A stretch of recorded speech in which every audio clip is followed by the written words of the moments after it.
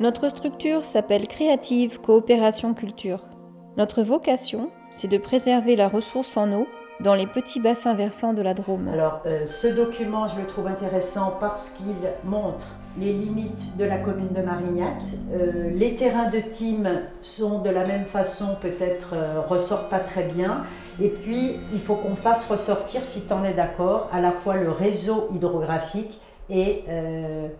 Je te passe une carte pour aller un peu plus en avant sur ce sujet. Quand les terrains sont trop secs, les incendies sont déclenchés spontanément par la foudre. Ça s'est déjà produit en Australie, au Brésil, en Californie et maintenant chez nous. C'est indispensable d'agir maintenant. Il nous faut trouver des solutions à long terme pour conserver la qualité de l'eau, des sols et la biodiversité. Depuis le col qui va vers la vallée de Saint-Julien, du cours d'eau, ou le cours d'eau qui va justement vers la vallée de Marignac. Donc en fait, on pourrait presque faire une flèche. On étudie les situations au cas par cas, selon les demandes liées aux besoins en eau. Cette fois, il s'agit d'une association drômoise préoccupée par le dérèglement climatique qui menace directement ces terres cultivées. Sans l'eau, il n'y a pas de vie.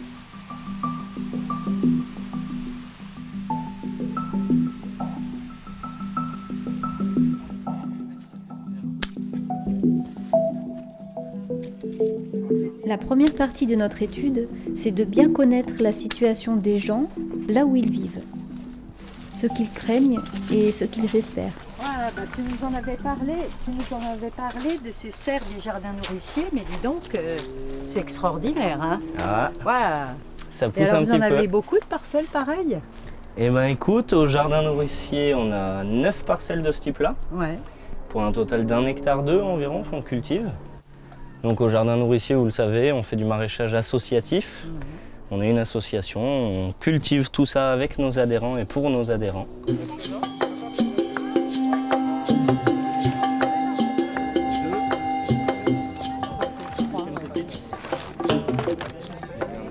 Et voilà, ici on a des super jardins sur Sainte-Croix et on a une petite problématique, c'est celle de l'eau aussi. C'est-à-dire qu'ici, on arrose, on est dépendant de l'essence pour faire tourner des pompes et on est dépendant du niveau de la rivière.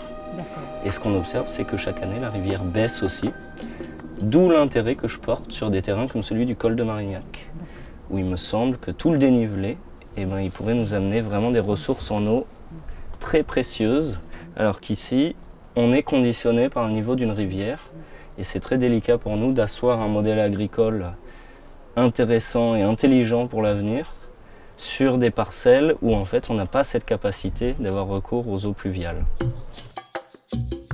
Montée au col de Marignac. Il y a 3 points dans notre intervention. D'abord, l'observation du paysage agraire transmis par les anciens. Là, vous allez voir, ça grimpe un petit peu. Ensuite, la sensibilisation mais on y est presque. Et la mobilisation des habitants.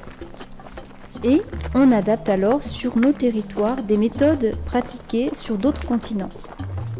Régénération des sols et gestion de l'eau. Mettez-vous à l'ombre. Alors ici, on a une parcelle qui fait environ 8000 m². Et l'idée, c'est d'en faire un verger, conservatoire de moyenne montagne ici. Et avec une mise en place assez spécifique sur courbe de niveau, de telle manière à vraiment valoriser les eaux pluviales qui viendraient tomber sur ces parcelles et sur toutes les parcelles en amont, de manière à ne pas avoir à puiser dans nos cours d'eau et les assécher potentiellement pour pouvoir arroser des arbres.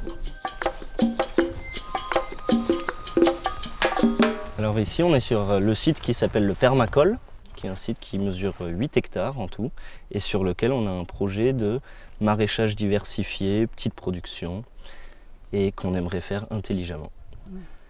Moi, je cultive l'espoir, j'ai espoir que ce terrain a un vrai potentiel en termes d'eau, mais encore faut-il que je trouve comment le mettre en bon usage.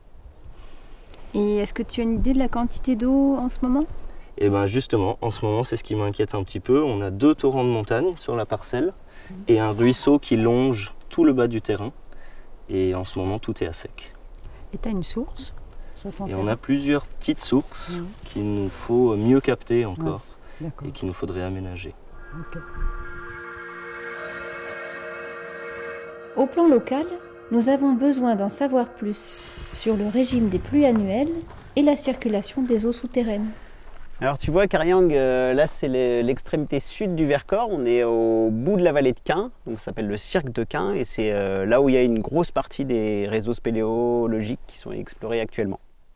On est en intervention sur le site Le Permacole, et donc on a besoin d'avoir vos retours de terrain, vos données concernant votre discipline.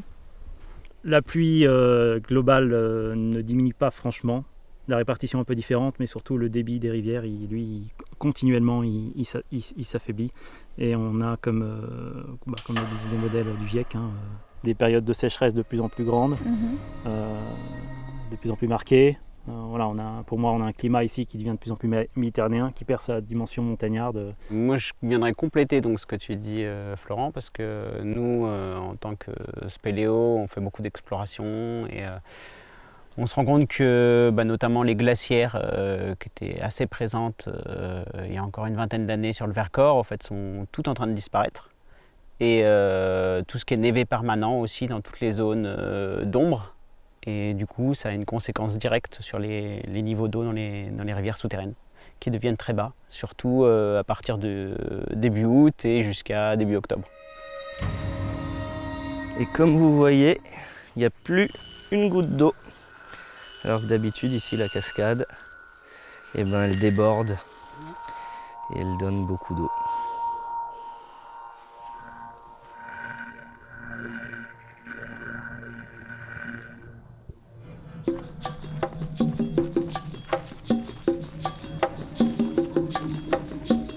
Tu vois, Caroline, là au-dessus, on a juste la baie de Saint-Génie, à 1644. Tu te souviens sur la carte comme on l'avait repéré?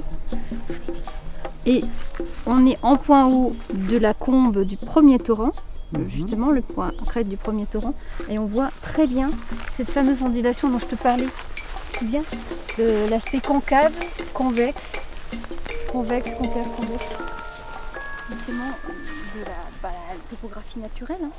En situation de forte pente, à un moment donné, le cours d'eau redevient concave, on va dire. Il reprend une forme de zone dépositaire. Oui. Et c'est à partir de là qu'on peut générer des points clés et des lignes clés qui sont absolument structurantes pour maintenir et régénérer l'hydratation des sols. C'est à partir de cette topographie, en fait, qu'on va travailler sur l'ensemble du bassin versant et de proposer des solutions après aux acteurs du bassin versant et notamment à Tim qui a ces terrains ici, ces terrains d'expérimentation.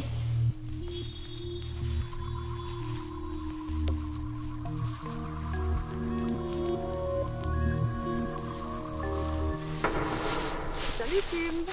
Salut Coucou. Vous allez bien? Ouais, merci. Vous avez bien bossé? Eh bah ouais, on a plein de choses à t'apporter. Tim, on est allé sur le terrain, on a fait quelques diagnostics. Ce qu'on peut t'apporter aujourd'hui, c'est des recommandations pour récupérer les eaux pluviales de ton site, des points crêtes aux points creux si tu veux.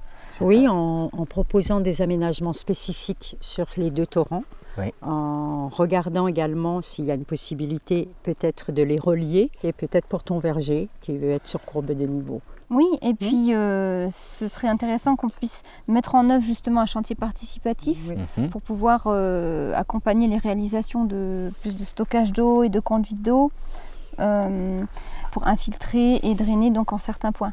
Ouais, c'est très bien et super adapté à mon site, donc je suis ravi. Et voilà une solution globale, biogéographique, adaptée au terroir, à ses cultivateurs et à ses habitants. L'enjeu, c'est la qualité de l'eau, une ressource d'avenir qu'on va devoir partager. Il en va de la sécurité alimentaire et de la paix dans le monde.